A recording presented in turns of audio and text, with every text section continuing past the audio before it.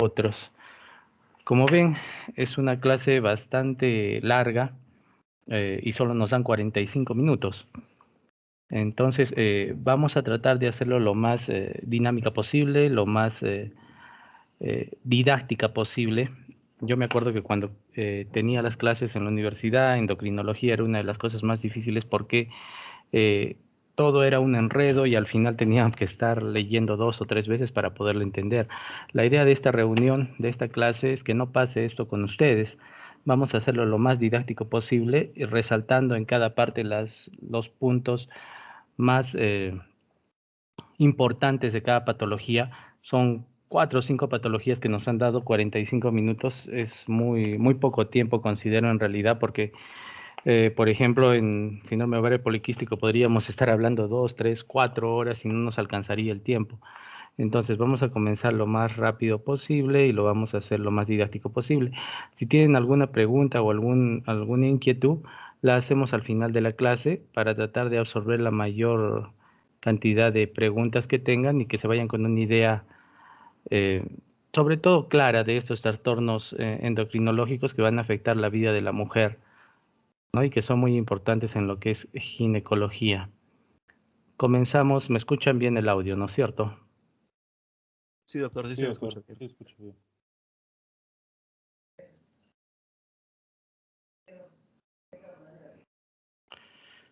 Ok, compartimos la presentación.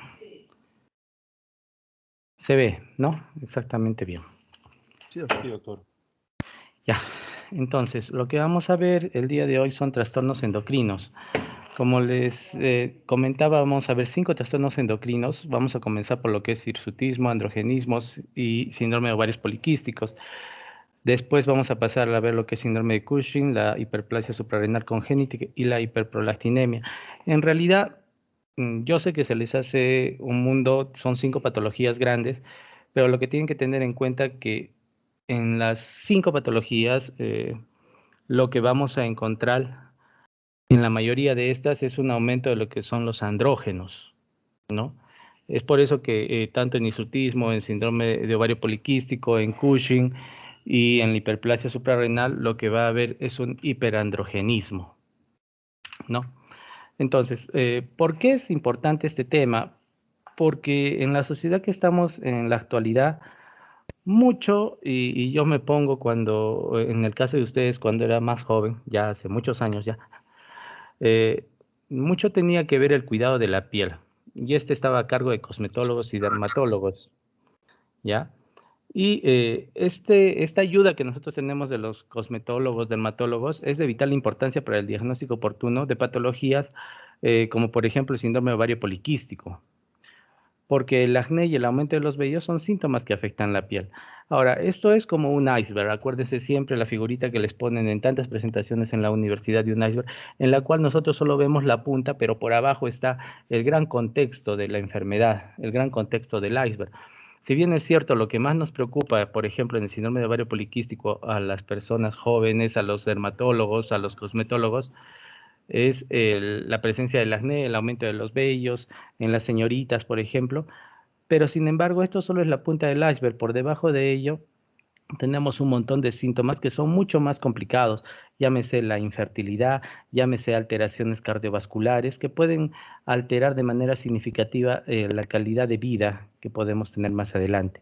Ahora, lo importante aquí es tener una historia médica detallada, como estoy seguro que les han dicho a cansancio los tutores en las prácticas, y tener un minucioso examen físico para descartar trastornos subyacentes hormonales, como síndrome de ovario poliquístico, tumor secretor de andrógenos, neoplasias de la glándula suprarrenal o de los ovarios, hiperplasia suprarrenal congénita, sobre todo en su forma no clásica, que es lo que vamos a ver posteriormente.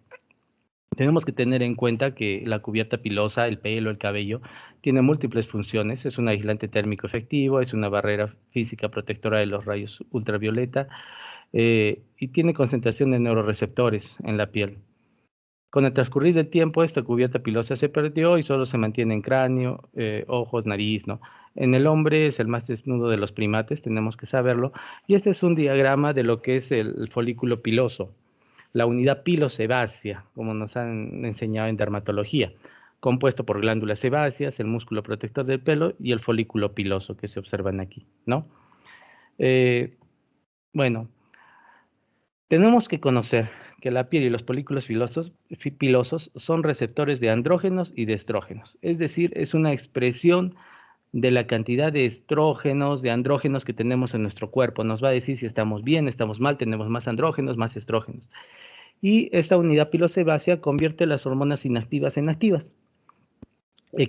Refleja el equilibrio androgénico, estrogénico y enzimático de nuestro cuerpo, como les estaba diciendo, ¿no? Son afectados obviamente por las variaciones estacionales y el color del cabello, del pelo, lo brindan los melanocitos. Este es un esquema en el cual lo que quiero que saquen de aquí es que la circulación de andrógenos junto con factores de crecimiento local van a afectar toda esta unidad pilosa y al final va a determinar las diferenciaciones que vamos a mostrarles más adelante. El pelo tiene su reloj biológico, el vello, el catágeno, el anágeno y el telógeno. Y como ven en el diagrama, está influenciado siempre por variaciones androgénicas que pueden producir alopecia, que pueden producir hirsutismo, que pueden producir hipertricosis. Ahora, vamos a comenzar todo haciendo una definición de términos, ¿no? Por ejemplo, hirsutismo, el concepto es una afección en las mujeres que resulta en el crecimiento excesivo de vello oscuro y grueso en un patrón similar al de los hombres, sobre todo en cara, pecho y espalda, ¿no? Es por eso que tenemos que saber que en las mujeres tienen zonas andrógeno dependientes. El diagnóstico de hirsutismo siempre es clínico. Vamos a ver que hay una escala, la escala de Ferriham-Holloway, que nos ayuda a cuantificar o a determinar la gravedad de este hirsutismo. Y es un problema estético, de salud o ambos. En este caso, vamos a ver al final de la presentación que no es solamente ver de que la mujer tiene un poco más de vello, sino es un problema más que todo de salud estético, o sea, ambos, ¿no? La escala de Ferriham-Holloway, en la cual el punto de quiebre es 8, mayores de 8 ya se considera un problema en el hirsutismo, y hay que diferenciar la hipertricosis, que es un vello fino de extensión que se relaciona con la genética o medicamentos, de lo que es el hirsutismo. Esta es la escala de Ferriham-Holloway, en la cual, como ustedes ven, va a dar diferentes puntajes a la cantidad de vello que tengamos en diferentes zonas del cuerpo, como es a nivel de lo que es en labios, ¿no? 1 cuando hay pobre vello y 4 cuando ya es intenso. A nivel de cuello, 1 cuando es poco y 4 aquí no se observa cuando es mucho. En la nivel superior del abdomen, entre las mamas de las mujeres, también 1 cuando no hay y 4 cuando ya hay excesivo. Vamos a ver figuras posteriores. En la parte inferior del abdomen también la misma característica en lo que es la parte del pubis, a nivel de los antebrazos, de la cara anterior de los muslos, en la espalda y en la zona superior y en la zona inferior de la espalda, ¿no? De acuerdo a la cantidad de vello que presenten las mujeres, se le da la calificación. Ahora, esta escala tiene sus limitaciones. Es muy subjetiva porque depende del observador. De repente lo que es para mí un 2, para otro observador puede ser un 3, ¿no? En lo que es la cantidad de bigote. Hay diferencias entre razas, es diferente evaluar una mujer de raza negra, una mujer de raza caucásica, se va a notar mucho más en la mujer de raza caucásica y la mayor localización en la zona donde puede aumentar el score. Aquí tenemos algunas figuras. Por ejemplo, en la parte anterior, en la parte del antebrazo, se ve aquí con pobre vello, que daría un score 1, va aumentando el vello, score 2, score 3, hasta llegar al score 4, en donde ya es mucho más notoria la presencia de vello. Al igual en la parte del cuello, ¿no? Acá no hay score 1, hasta que se llega al score 4, donde ya es mayor. En lo que es la zona del bigote, por ejemplo, score 1 cuando es muy fino y score 4 cuando ya se presenta, ¿no? Mucho más presente y más grueso, más oscuro. En la zona intermamaria, el score 1 cuando es poco o casi nada score 2, score 3 y score 4 cuando se va presentando e incluso toma las areolas. Ahora, todos estos factores, por ejemplo, el hirsutismo, el síndrome de ovario poliquístico, eh, el síndrome de Cushing, la hiperplasia suprarrenal congénita, van a cursar con hiperandrogenismo. Y en todo caso, ¿qué es el hiperandrogenismo? Son todas aquellas circunstancias en las que la acción biológica de los andrógenos, como bien dice su nombre, está aumentado, ¿no? Este hiperandrogenismo no va en correlación estricta entre la intensidad que él tiene en su manera bioquímica y la expresión clínica. Quiere decir de que existen casos de hiperandrogenismo bioquímico, es decir, los andrógenos en la sangre, las mediciones que le hacemos, va a estar elevado y no hay una traducción clínica, o sea, no va a haber síntomas que nosotros podamos ver. Y casos en donde hay un hiperandrogenismo clínico sin alteraciones hormonales demostrables. Esto se conoce como un hirsutismo idiopático, por ejemplo, ¿no? Entonces, este hiperandrogenismo va desde el simple hirsutismo, un aumento del vellito, hasta una franca virilización. O sea, mujeres que en realidad nosotros las vemos y parecen hombres. Los síntomas y signos involucran a varios sistemas. Uno de estos es la unidad pilosebácea, en la cual podemos ver hirsutismo, acné, piel grasa, alopecia. Otro es el sistema reproductivo, en la cual hay amenorrea e infertilidad. El hiperandrogenismo también va a causar alteraciones cardiovasculares, hipertensión, enfermedad microvascular, dislipidemia, diabetes mellitus tipo 2. Entonces, lo que yo les decía en la figura del iceberg, ¿no? Lo que nosotros vemos encima del agua es lo que menos, si bien es cierto, tiene importancia, pero no es un todo, ¿no? Nosotros vamos a ver hirsutismo, acné, piel grasa, alopecia, pero este hiperandrogenismo trae otros síntomas que son también de mucha eh, complicidad, de mucha importancia para la mujer, para la persona en general, como es alteraciones del sistema reproductivo, alteraciones a nivel cardiovascular, puede causar con diabetes mellitus tipo 2, resistencia a la insulina, un montón de cosas. Ahora, eh, la etiología, principalmente el aumento de los andrógenos, en un 90% se va a deber al síndrome de ovario poliquístico, como vamos a ver más adelante, y también al hirsutismo idiopático, en la cual no se identifica el origen. En la hiperplasia suprarrenal congénita no clásica, principalmente, que es menos del 5%, vamos a ver de que hay una hiperplasia suprarrenal congénita clásica también. Vamos a ver cada una de las dos. Tumores secretores de andrógenos, como los tumores a nivel de suprarrenales, que estén 0.2. Otras causas, hiperprolactinemia, síndrome de Cushing, vamos a verlo, acromegalia, uso de andrógenos o medicamentos ya de por sí, como el danazol o el ácido valproico. Entonces, como ven en la diapositiva, la etiología principalmente es de síndrome de ovario poliquístico y hirsutismo idiopático, no sin restarle importancia a la hiperplasia suprarrenal congénita, que son los principales que se va a basar la presentación del día de hoy. Eh, si hay algún problema, me lo dicen, chicos. Hasta ahora se escucha bien, ¿no? Sí, sí, doctor, todo escucha bien. Entonces, la pregunta es, ¿a quién y cómo estudiar a los pacientes que tienen hirsutismo? Vamos a estudiar, o se debería estudiar, a aquellos pacientes que tienen hirsutismo moderado a grave, con un puntaje en la escala mayor a 15, o el hirsutismo de cualquier grado en esta escala, si es que fuera de aparición repentina o rápidamente progresiva. O sea, una señorita que está bien y de la noche a la mañana en semanas presenta un hirsutismo de aparición rápida y que aumenta rápido. Aquellas mujeres que tienen clitoromegalia, hay que descartar un tumor secretor de andrógenos. Y se asocia principalmente con aquellas personas que también tengan irregularidad menstrual, infertilidad, obesidad central, a predominio de lo que es el abdomen o la cantosis nigrans. Entonces, en todas estas personas tenemos que tener en cuenta de que pueden cursar con un aumento de andrógenos, ¿no?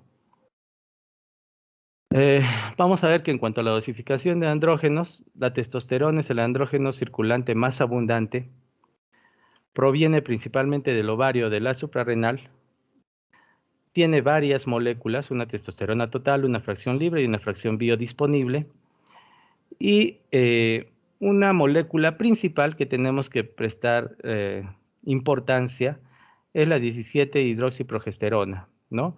Que sirve para descartar hiperplasia suprarrenal. Durante la presentación del día de hoy va a haber temas en los cuales yo voy a incidir. Entonces me gustaría que ustedes presten especial importancia en esas diapositivas, en esos temas, porque es muy probable que de esas diapositivas, de esos temas, vengan las preguntas del examen que les van a tomar el próximo domingo, tengo entendido. Entonces, a manera de ayuda, o que ustedes tengan una más amplia visión, yo voy a hacer hincapié en esos temas. Me gustaría de verdad que los tomen en cuenta para las preguntas que pudieran venirles en el examen, ¿no? Y una de esas es esta diapositiva, en la cual vamos a ver que la testosterona es el andrógeno circulante más abundante que hay en el cuerpo, no por ende el más potente. Sus principales centros de producción es el ovario y la suprarrenal. Hay tres moléculas dentro de la testosterona, la total, la libre y la biodisponible. La principal que causa los efectos que vamos a describir anteriormente es la biodisponible. Y la 17-hidroxiprogesterona sirve para descartar hiperplasia suprarrenal, que lo vamos a ver más adelante.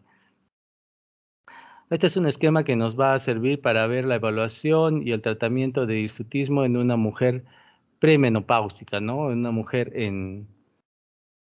que se encuentra todavía en su vida reproductiva. Entonces, lo primero que vamos a ver para evaluar el hirsutismo es preguntarle si está usando drogas. Si está usando drogas que aumentan los andrógenos, en lo posible hay que descontinuarlos. Ahora, si tienen hirsutismo, tenemos que ver si tienen hirsutismo leve, moderado, severo. Entonces, si es un hirsutismo leve, el score va a ir de 8 a 15. En estas pacientes tenemos que tener un tratamiento cosmético, dermatológico o terapia de anticoncepción oral. Y ver siempre que hay una posibilidad de que el hirsutismo sea idiopático y no vamos a conocer nunca la causa, ¿no? Si el hirsutismo es moderado o grave, entonces aquí tenemos que ver que el score va a ser mayor a 15. Tenemos que ver que hay un riesgo de que tengan neoplasias. Tenemos que ver que hay un riesgo de que tengan ovario poliquístico. Por ejemplo, el ovario poliquístico lo vamos a asociar a irregularidades menstruales, infertilidad, acné, seborrea, obesidad, acantosis nigrans. En todo caso, tanto el hirsutismo moderado como grave, para hacer el diagnóstico hay que medir la testosterona en sangre, principalmente en la mañana. Si la testosterona sale normal, se da un tratamiento cosmético. Sin embargo, si la testosterona se encuentra elevada, hay que pensar en una hiperandrogenismo, ¿no? Y vamos a ver el tratamiento que le vamos a dar de acuerdo a la patología que vamos a determinar. Hay otros también riesgos endocrinológicos, como por ejemplo signos sugestivos de hiperplasia adrenal congénita, exceso de cortisol, hiperprolactinemia, exceso de la hormona de crecimiento y disfunción tiroidea. Entonces, si los andrógenos tienen origen suprarrenal, lo que tenemos que pensar principalmente es en una hiperplasia suprarrenal congénita, ¿no? Como lo vimos anteriormente. Este es un esquema de la esteroidegenesis suprarrenal, o sea, cómo se producen los estrógenos a nivel suprarrenal. Vamos a ver que todo tiene su origen en el colesterol, ¿ya? Este es otro gráfico que se lo tienen que grabar bien, porque de acá también le sacan preguntas. Entonces, el colesterol tiene su camino. Cuando yo estaba de estudiante era todo un mundo aprenderse todos los nombres, pero hay puntos claves. Por ejemplo, la 27-hidroxiprogesterona, ¿no? Hay una infinidad de enzimas. La 21, perdón, hidroxiprogesterona, la 11-beta-hidroxiprogesterona, acá la 17-alfa-hidroxiprogesterona. Entonces son un mundo de hormonas o de enzimas que actúan a nivel de precursores de colesterol para al final dar como resultado aldosterona, cortisol y testosterona. Eso es lo que tienen que saber, que comienza con colesterol para al final dar resultado de aldosterona, cortisol y testosterona, y que hay diferentes enzimas que actúan a diferentes pasos. De esas, la principal es la 21-hidroxiprogesterona. No se olviden, eso les preguntan. la 21-hidroxiprogesterona, que va a principalmente intervenir en la transformación de la 17-hidroxiprogesterona a 11-desoxicorticosterol. ¿Y por qué es importante esta enzima, esta 21-hidroxiprogesterona? Porque es la que va a determinar la causa más frecuente de lo que es la hiperplasia suprarrenal congénita, como vamos a ver más adelante, ¿no? Acuérdense, 21-hidroxiprogesterona es la enzima más frecuente en lo que es la hiperplasia suprarrenal congénita. Ahora, la hiperplasia suprarrenal congénita, principalmente la no clásica, su frecuencia es de 0.1%. La clínica en la etapa prepuberal o adulta cursa con hirsutismo, oligomenorrea, acné, infertilidad. Entonces vamos a ver que al final toda alteración de lo que es los andrógenos va a cursar con esto principalmente. Hirsutismo, oligomenorrea, o sea, trastornos de la menstruación, acné e infertilidad. También vamos a ver que causa alteraciones cardiovasculares, etcétera, ¿no? Lo que les decía, en esta hiperplasia suprarrenal congénita no clásica, ojo que también existe la clásica, pero principalmente la no clásica, que es la principal, la más frecuente, va a cursar en un 90% con el déficit de la 21-hidroxilasa, ¿ya? 21-hidroxilasa. El diagnóstico es la búsqueda del déficit de esta 21-hidroxilasa y se debe medir su precursor, el 17-hidroxiprogesterona basal. Obviamente, si esta enzima está con déficit, va a haber aumento de su precursor, ¿no? De la 17-hidroxiprogesterona basal. Ahora, este examen siempre se debe pedir en la fase folicular precoz de la mujer. Eso quiere decir entre los días 3 y 8 de posterior a la menstruación, porque en ese momento se encuentra en la fase folicular. En pacientes o en personas, en mujeres que usan la anticoncepción oral, se tiene que suspender 3 meses antes la anticoncepción para que el examen salga dentro de lo ideal. En amenorrea o luego de inducir el sangrado con la progesterona también se indica, y el valor normal es menos de 2 nanogramos por mililitro. Valores superiores a 10 nanogramos por mililitro hacen el diagnóstico de esta hiperplasia suprarrenal congénita en su variante no clásica. Ya está. Este es otro test que se debe hacer, el test de estímulo con ACTH, que lo vamos a ver más adelante. El tratamiento, como vamos a ver más adelante, en la hiperplasia suprarrenal congénita no clásica, es con antiandrógenos y también con anticonceptivos orales. Llámese el acetato de ciproterona, también la espironolactona y otras variantes que hoy vamos a ver como la flutamida. El hirsutismo no responde, la dexametasona a 0.25 miligramos por día mejora la oligomenorrea y el acné, y hay que asociar medidas genéticas. Esto vamos a verlo más adelante con mayor detenimiento. En lo que es hiperandrogenismo, tienen que saber también de que las principales manifestaciones se pueden ver tanto en el feto como en la edad prepuberal y en la edad adulta. En el feto, en fetos femeninos, obviamente como va a aumentar las hormonas masculinas, va a haber una virilización de los genitales externos en grado variable, un mínimo desarrollo de los conductos de Wolff, virilización del cerebro, aceleración del crecimiento. En los fetos masculinos va a haber una virilización, un aumento del tamaño del pene, aceleración del crecimiento. Ya cuando los pacientes se encuentran en la etapa prepuberal, obviamente va a ser una aceleración del crecimiento, hipertrofia muscular, van a ser grandes, musculosos, aumento de la gravedad de la voz, va a presentar acné, aumento del pelo corporal, la hipertrofia del clítoris en las niñas, el aumento del tamaño del pene en varones. Y en la edad puberal o postpuberal, sobre todo en las niñas, lo que más va a llamar la atención es el hirsutismo, las irregularidades menstruales que pueden ocasionar infertilidad, atrofia de las mamas y el aumento de la libido, ¿no? En estas personas. Eso es lo que hay que saber de hiperandrogenismo, que es como la parte global de de todas las demás patologías que vamos a ver, porque se van a presentar en estas. Por ejemplo, en el síndrome de ovario poliquístico, como les dije, para hablar del síndrome de ovario poliquístico, nosotros podríamos tener 4 horas de clases y no terminar. Entonces, a grosso modo, tenemos que ver que fue descrito por primera vez por Stein Leventhal en 1935. Por eso al síndrome de ovario poliquístico también se le describe como síndrome de Stein-Leventhal. Eso acuérdense. Y se describieron en un grupo de 7 mujeres obesas con amenorrea, infertilidad, hirsutismo y ovario poliquístico. Eso fue lo primero que encontraron. A partir de esta alta incidencia, el diagnóstico genera dificultades porque no hay un test diagnóstico específico.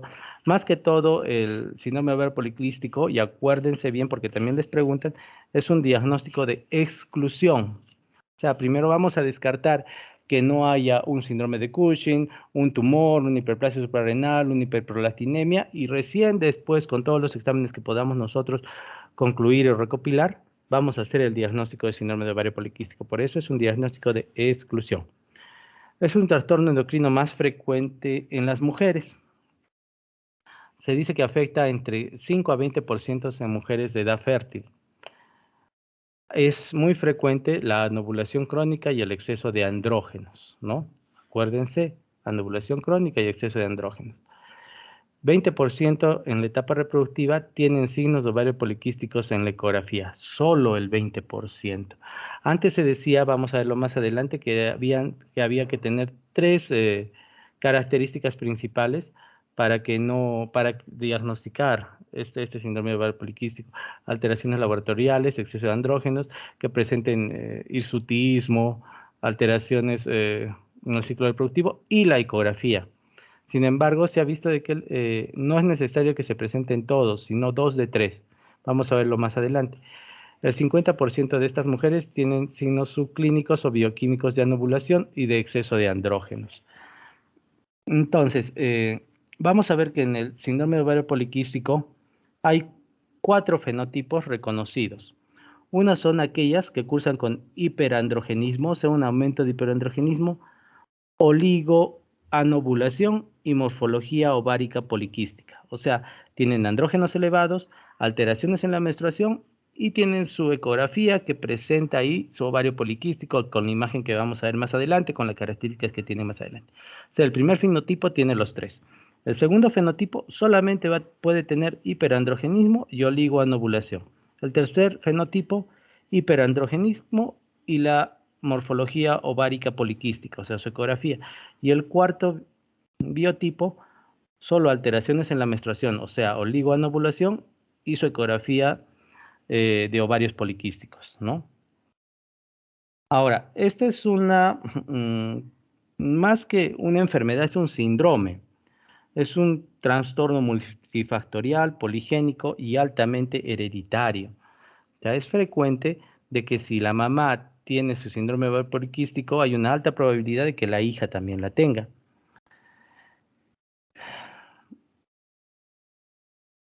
Como les decía, es un síndrome, no una enfermedad. Incluye trastornos de etiología diversa que coinciden con un fenotipo común característico, que es el aumento de andrógenos.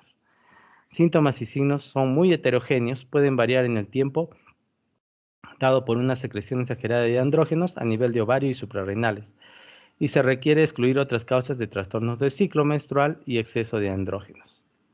Y se trata de un diagnóstico de exclusión. Acuérdense, eso también les preguntan que es un diagnóstico de exclusión.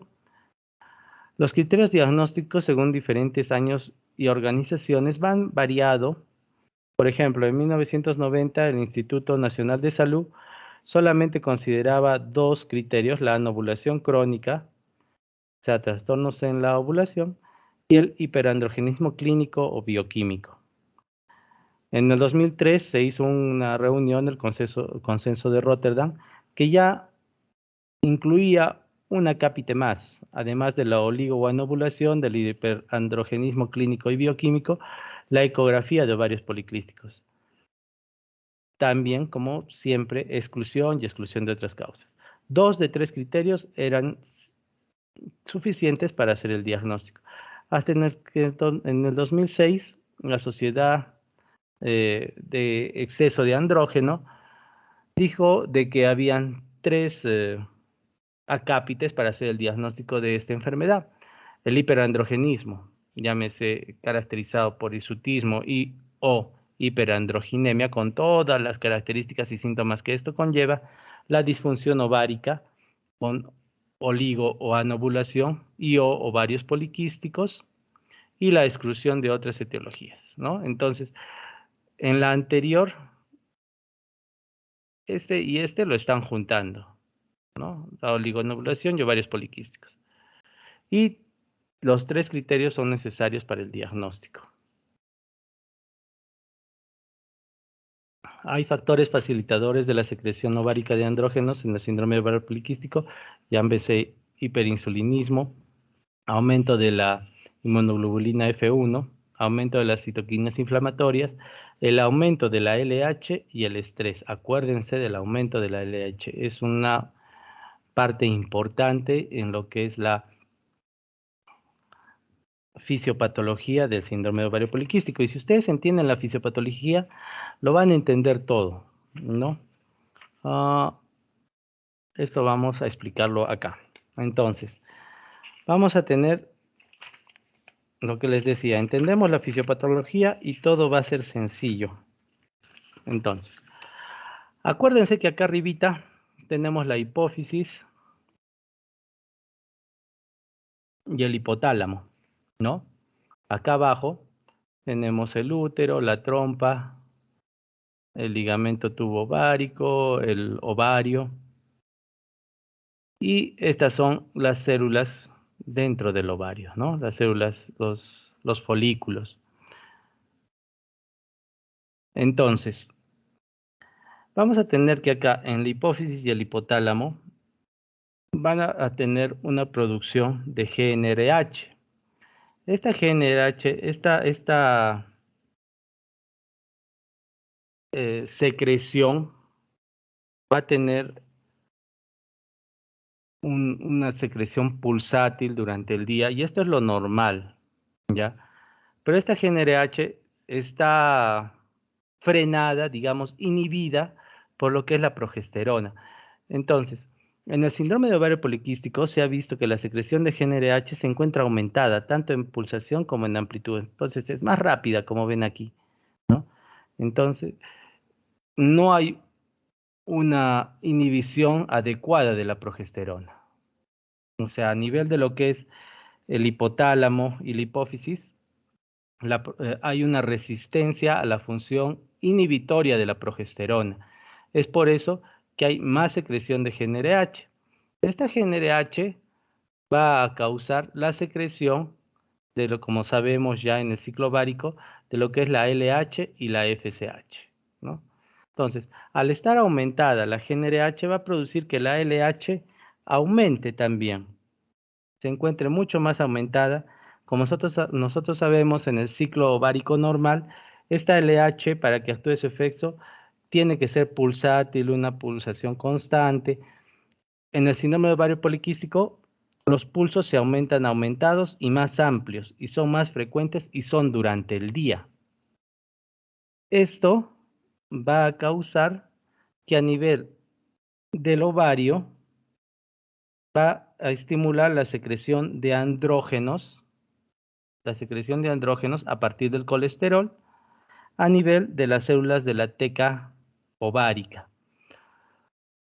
¿Qué quiere decir todo esto, no?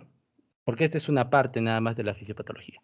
Entonces, va a aumentar la secreción de GnRH debido a que es resistente a la acción inhibitoria de la progesterona. Esto va a causar que sobre todo la LH aumente sus pulsaciones en amplitud, en frecuencia y durante el día, y va a producir en todo este ciclo, a nivel de las células de la teca del ovario, que aumenten los andrógenos, ¿no? Va a aumentar los andrógenos por causas, por aumento de la actividad de la aromatasa, de la hidroxilasa, etcétera. Lo que tienen que saber es que aumenta la LH y aumenta los andrógenos a nivel de la teca interna, de la teca del ovario. Ahora, también la FSH, ustedes saben que para que se produzca un ciclo normal, los folículos se van a estimular, ¿no? Va a pasar desde un folículo primordial hasta un folículo antral, etcétera. Pero se ha visto que en el síndrome de ovario poliquístico los folículos son resistentes a la FSH, es decir, no se van a desarrollar como normalmente se desarrollan. Llámese por el aumento de la hormona antimülleriana, que es producida por los folículos primordiales principalmente, ¿no? Y ese aumento de los folículos también va a causar que aumenten los estrógenos a nivel de la teca ovárica. Ahora, ustedes ven acá también la insulina. A nivel de lo que es el hígado, va a haber una resistencia a la insulina. Va a haber una disfunción de los adipocitos. Es por eso que las mujeres con síndrome de ovario poliquístico van a ser mujeres gorditas. Esta resistencia a la insulina, además de una disminución en la globulina fijadora de las hormonas sexuales, va a producir una hiperinsulinemia. Esta hiperinsulinemia va a ir al páncreas y va a afectar los folículos y también va a actuar a nivel de lo que es la LH. Entonces la insulina se mete acá a la célula y va a actuar a nivel de la célula de la teca del ovario y al final todo lo que va a dar es aumento de los andrógenos. ¿Qué clínica vamos a tener el síndrome de ovario poliquístico? Tenemos que tener en cuenta que se va a iniciar en la menarca, puede haber un aumento abrupto de lo que es el peso, va a haber anovulación crónica, oligoanomenorrea, amenorrea, sangrados uterinos disfuncionales, disminución de la fertilidad. El aumento de los andrógenos va a causar hirsutismo, acné y alopecia androgénica en mujeres y acantosis nigras como marcador del hiperinsulinismo, que lo vemos aquí en la parte posterior del cuello. Vamos a tener en cuenta que aquí en lo que es la oligoanomenorrea, si bien es cierto que se considera a ciclos menstruales mayores de 35 días de duración, esto más o menos se traduce en 10 o menos ciclos al año, también va a haber mujeres con esta disfunción ovulatoria que presentan sangrado menstrual frecuente, o sea, polimenorrea, mientras que otras pacientes afectadas también pueden presentar ciclos menstruales aparentemente regulares.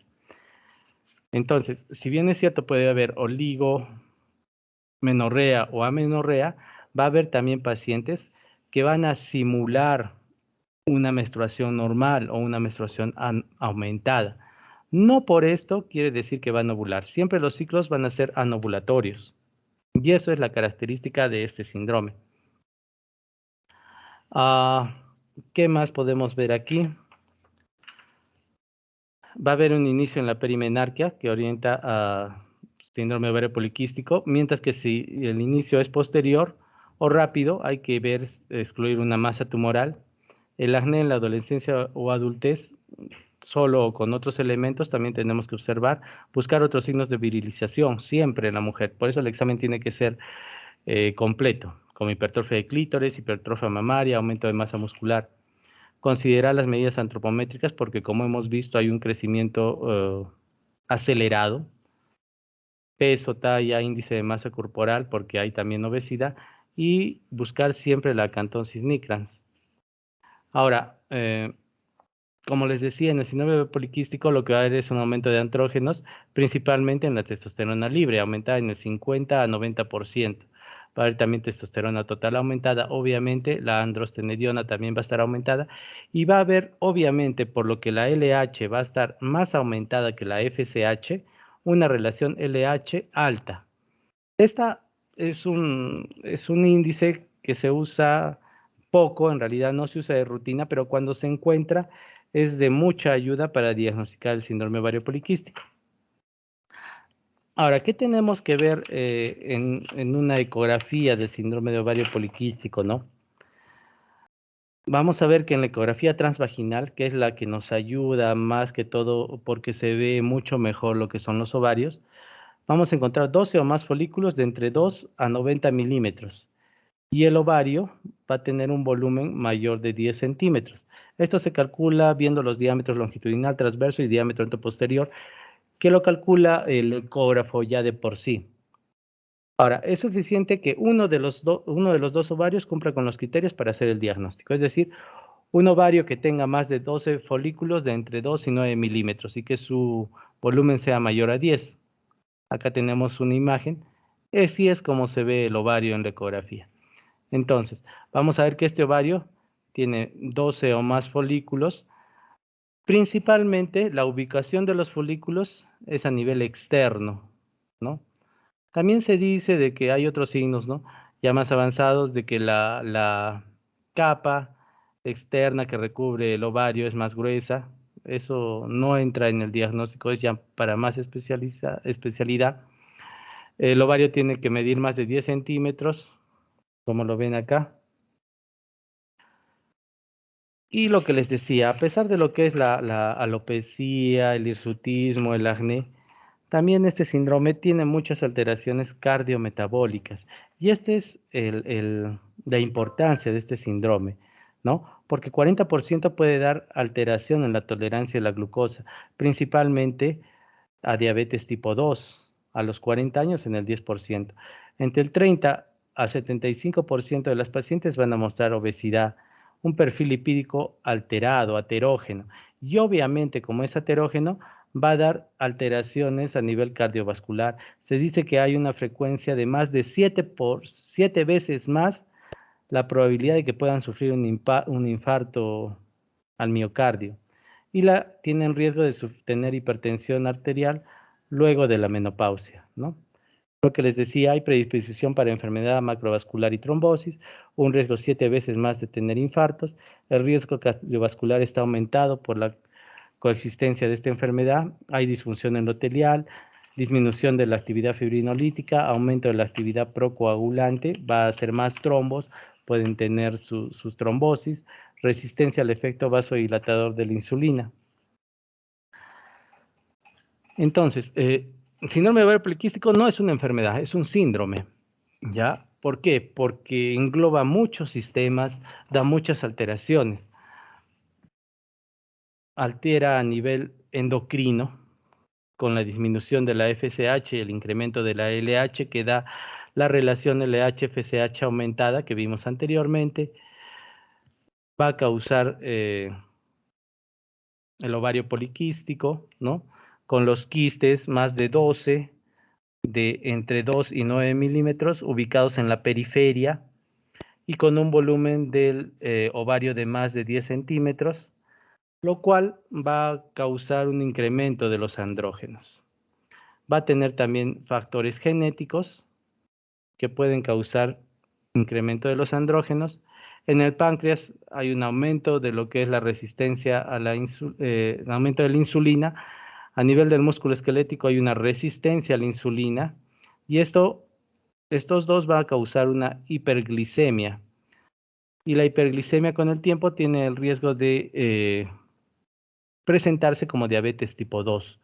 En el hígado va a aumentar el tejido graso, incremento de factores de inflamación. Al final, la obesidad se describe como una inflamación constante y total y puede dar todos estos factores, ¿no? Decremento de la hormona ligadora de la proteína ligadora de hormona sexual, que es lo que vimos anteriormente, ¿no? Y obviamente, como no va a haber esta globulina fijadora de la hormona sexual, va a haber más andrógenos sueltos en la sangre, ¿no? Y todo se hace un círculo vicioso. El tratamiento que debemos tener aquí en el ovario poliquístico debe ser individualizado. O sea, para cada paciente darle su tratamiento debe estar destinado a mejorar la insulinoresistencia, disminuir el hipoandrogenismo, corregir las alteraciones cutáneas, restablecer ciclos menstruales, de tener ovulación adecuada para el tratamiento de la fertilidad si hay deseos de gestación. El tratamiento del hiperinsulinismo y de la resistencia a la insulina se hace con metformina y indicándole a la paciente medidas higiénico-dietéticas, ya que se ha demostrado que bajar de peso va a ayudar tanto a la ovulación como a la fertilidad y a todos los problemas, tanto cardiovasculares como dislipidemia y intolerancia a la glucosa. La dosis que se utiliza es de 1.500 a 2.500 gramos al día. Hay también tratamiento, se debe dar un tratamiento conjunto con anticonceptivos orales. ¿Qué más? El hirsutismo, el tratamiento para bloquear los andrógenos, principalmente se da con la espironolactona, pero también como segunda droga de segunda elección está la flutamida. Obviamente hay factores adversos, llámese náuseas, vómitos, que si no son bien tolerados con la flutamida podemos usar espironolactona. A nivel de lo que es anticonceptivos orales tenemos el acetato de ciproterona, la drospenidrana, el finasteride.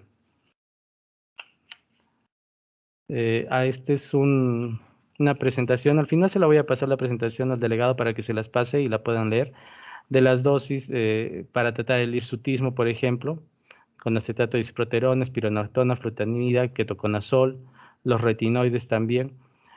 Y para ayudar en lo que es el acné y el hirsutismo, hay métodos directos de depilación, llámese la fotodepilación. Si bien es cierto, se ha demostrado de que cualquier arrastre o mutilación de la piel para querer aliviar el acné está contraindicado, ya que ocasionan de que el folículo piloso se encarcere o que el acné vuelva con mucho más fuerza. Hay tratamientos que son mucho más eficaces, como la electrología, que se hace folículo piloso por folículo piloso, pero que da mejor resultado. Vamos a pasar un poco rápido porque ya estamos sobre la hora. El síndrome de Cushing es un conjunto de manifestaciones causadas por exceso de glucocorticoides. Es de prevalencia muy baja en realidad. Se da menos de 30 a 5,40 por millón de habitantes. Puede ser exógeno o endógeno. Exógeno por administración de esteroides en forma crónica, y el tratamiento es suprimirlos en forma escalonada, no de golpe. Y el síndrome de Cushing endógeno, que puede ser dependiente o independiente. Aquí tenemos las causas, por ejemplo, dependiente, un adenoma hipoficiario productor de ACTH, que puede ser micro o macroadenoma, que es lo que principalmente vamos a ver, feocromocitomas, independiente, hiperplasia macronodular y carcinoma suprarrenal. Entonces, aquí en la patogenia hay tres trastornos patogénicos distintos. La enfermedad de Cushing, que principalmente es por un tumor hipoficiario, un microadenoma en la mayor parte, y donde la producción de ACTH es mayor, es demostrada en el 80% de los pacientes. El síndrome de Cushing ectópico, obviamente por un tumor que se encuentra fuera, lejos, como tumores carcinoides, carcinomas bronquiales, feocromocitomas, síndrome de Cushing suprarrenal, que está causado por un tumor suprarrenal. El carcinoma suprarrenal es más frecuente en los niños. Y en cuanto a lo que es la fisiopatología del síndrome de Cushing, lo que quiero que entiendan es básicamente el mismo eje hipotálamo, hipófisis y gónada, ¿no? Cuando hay por ejemplo, en la enfermedad de Cushing, primero, en condiciones normales, las neuronas de los núcleos paraventriculares del hipotálamo generan CRH, que va a la hipófisis, y la hipófisis va a producir liberación de ACTH. Eso lo tenemos claro. Esta ACTH es a partir de la propia melanocortina, la cual es derivada de los melanocitos. Eso ya lo sabemos por sus clases de endocrinología. Y la ACTH tiene una acción directa sobre la corteza suprarrenal y estimula la producción de cortisol en la zona fasciculada y testosterona en la zona reticular. Eso es lo normal. En los pacientes que tienen, por ejemplo, una alteración de esto por un adenoma hipoficiario que produce ACTH en exceso, hay hiperplasia de las suprarrenales, es decir, aumenta tanto en volumen como en su producción de cortisol. Entonces va a haber más producción de cortisol, la cual suprime la liberación de CRH hipotalámica y la producción de ACTH en las células hipoficiarias no tumorales. ¿Ya? Es decir, que al final hay aumento de cortisol.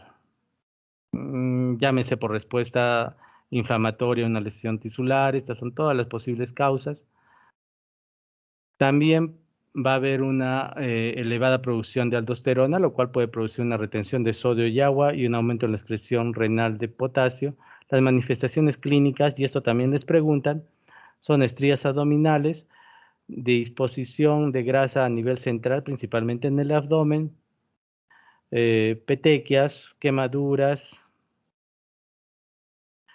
Va a haber inmunosupresión como mayor riesgo de infección, ausencia de signos de infección. Esto les preguntan también en el examen. Toxicidad cardiovascular, llámese edemas, hipertensión, alteraciones hidroelectrolíticas, hipocalemia, hipocalcemia, alteraciones en la piel es frágil, hay equimosis, estrías rojovenosas, hay disturbios emocionales, hay una silla turca alargada o grande, fase de luna llena, osteoporosis, hipertensión, jiba de búfalo o joroba de búfalo, obesidad, tumor a nivel suprarrenal, va a haber también amenorrea, estrías abdominales, la piel es muy frágil, púrpura, úlceras en la piel, como les decía, agotamiento, debilidad muscular, osteoporosis, fracturas patológicas, náuseas, dolor, cataratas, infecciones oculares, es decir, un montón de síntomas. Alteraciones físicas como aumento de peso, cara de luna llena, esto lo vamos a ver en diapositivas y en imágenes, porque es así donde no se van a olvidar. Va a ser hipocalemia, hipercalcemia, supresión de la ACTH endógena, alteraciones emocionales y trastornos mentales, cambio de humor, depresión, insomnio, ansiedad. Acá vamos a ver un aumento de la grasa a nivel de la espalda, que se conoce como cuello de bisonte o jiba de búfalo. La cara cushinóide, una cara llena, en luna llena se describe, es una cara redonda. Estrías a nivel de lo que es el abdomen, estrías purpuráceas. Acá vemos las estrías purpuráceas. La distribución de la grasa a nivel central. La piel, como la ven, es una piel frágil, con petequias, con quemaduras. El cuello de bisonte. Y el diagnóstico, básicamente lo primero que tenemos que hacer es ver que el cortisol esté aumentado, que tenga un hipercortisolismo. Y esto se hace por diferentes métodos, por diferentes ayudas laboratoriales, como tenemos determinar el cortisol en saliva, el cortisol en orina de 23 a 24 horas, una prueba con dexametasona, se le administra 2 miligramos en la mañana o 1 miligramo nocturno, siempre teniendo la idea y con resultados de que el cortisol va a estar elevado. Si el hipercolesterolismo se comprueba, o sea, con estas pruebas vemos de que hay aumento en el cortisol, lo que sigue ahora es determinar de dónde es, ¿no? Entonces, vamos a hacer un diagnóstico etiológico con pruebas laboratoriales. Y acá nos ayuda mucho la que es la ACTH. Entonces, si la ACTH se encuentra suprimida, principalmente tenemos que pensar de que es de origen suprarrenal. Y si se encuentra normal o elevada, puede ser de origen central o de origen ectópico.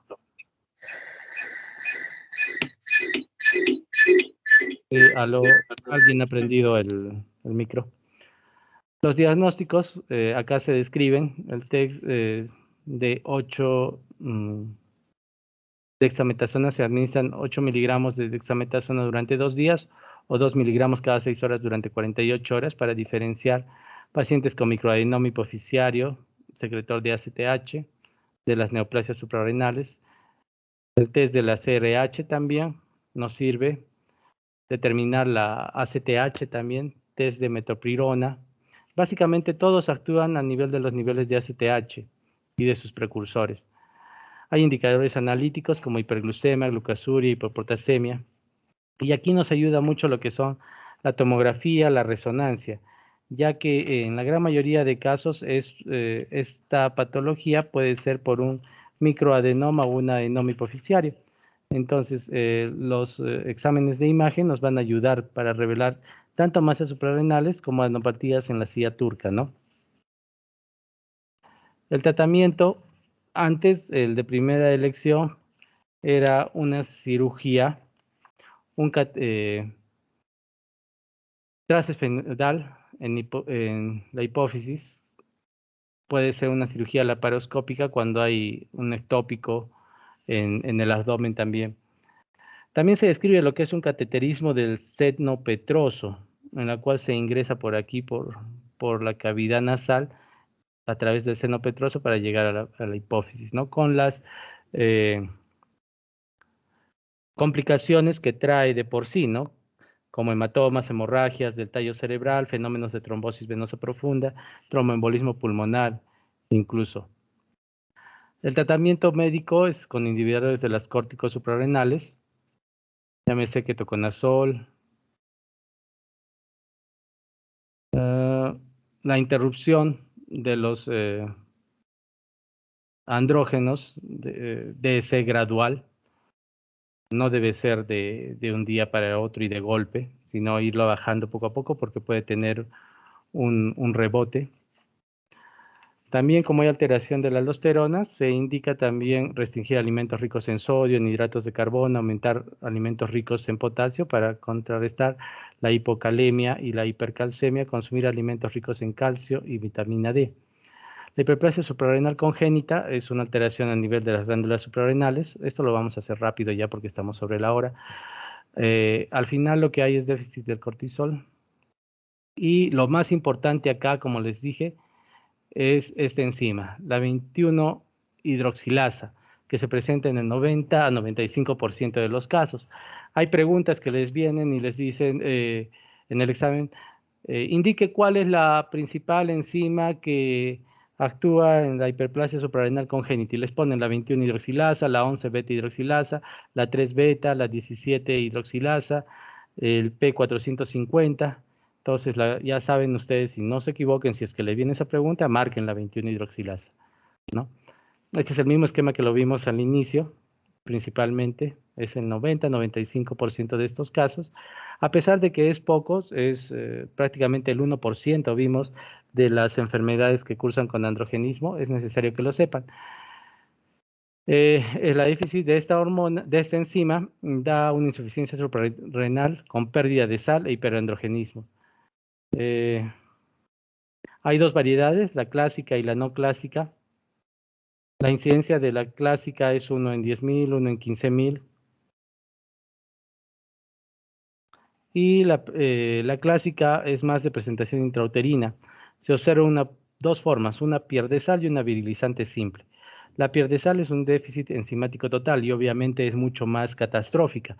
Y la virilizante simple solamente hay actividad de 1 a 2%. Y hay virilización del feto femenino. En el sexo masculino se origina unos genitales externos grandes. ¿Qué más? La pérdida de la salina se manifiesta después del nacimiento en la segunda etapa de vida. Es principalmente por déficit de mineralocorticoides y se manifiesta con hiponatremia, hipercalemia, natriuresis inapropiada, acidosis y niveles séricos.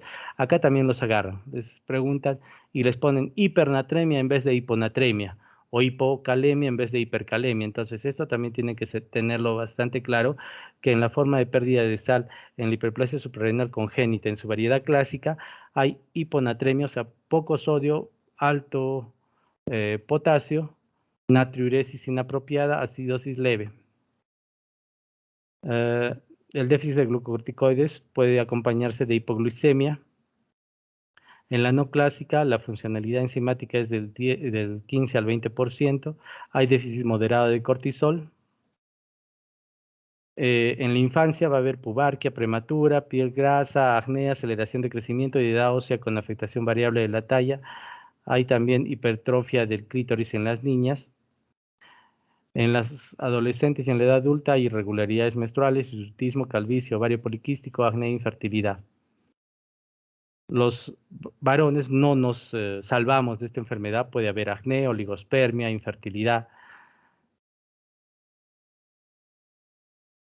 El diagnóstico bioquímico, obviamente, es por detección de su precursor, por la falla de la hormona de la 21-hidroxilasa. Va a haber un aumento de la 17-hidroxiprogesterona por encima de 20 nanogramos por mililitro, ¿no? También en las formas de pérdida de sal, la renina plasmática va a estar elevada. Y el diagnóstico principal va dirigido a evitar la virilización del feto femenino, administrando dexametasona a la madre en las semanas 6 a 7 de gestación. Y se realiza el diagnóstico efectuando una miocentesis o una punción de la vellosidad coreal, ¿no? El tratamiento obviamente es de acuerdo a la producción de cortisol, se puede dar hidrocortisona. Si existe pérdida salina, se asocia con 9-fluorhidrocortisona a dosis de 0.5 a 1 miligramo por litro y cloruro de sodio, ¿no? Obviamente, por la hiponatremia que hay. Estas son otras formas, por otra falla de otras enzimas, como de la 11-beta hidroxilasa. Las características en realidad no creo que les tomen esto. Lo que tienen que tener en cuenta es de la 21 hidroxilasa. Se la voy a pasar de todas maneras para que lo conozcan. Esto es otra alteración de la P54. Y el último tema, que es la hiperprolactinemia, que esto ya lo sabemos, las hormonas que produce, la regulación que se realiza a nivel hipotálamo, hipófisis, gonadal, que es regulación o inhibición larga, corta y ultracorta, que ya la saben ustedes, la división de la hipófisis. Y tenemos que saber que la prolactina es una proteína, esto les toman también, de 199, 198 aminoácidos, con 3 puentes disulfuro.